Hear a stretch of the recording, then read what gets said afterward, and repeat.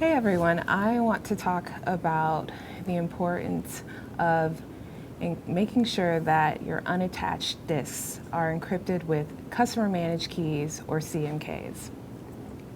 When you delete a virtual machine in Azure, by default, any of the disks that are attached to that VM aren't deleted. And the reason for this is to prevent data loss due to unintentional deletion of VMs.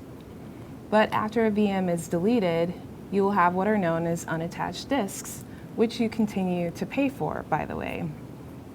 And it's easy to imagine a scenario where someone might forget about these unattached disks and the high-risk data that might reside on them.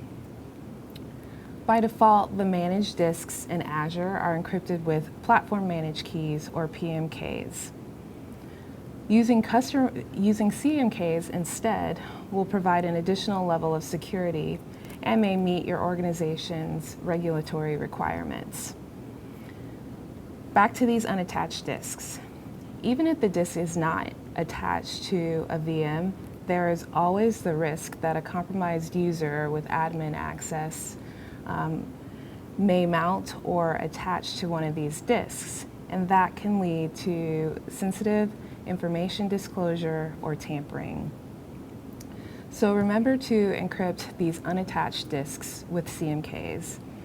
CMKs require additional planning. Utilizing and maintaining CMKs will require additional work to create, protect, and rotate the keys. If you'd like to learn more about Azure security, feel free to contact one of our cloud experts.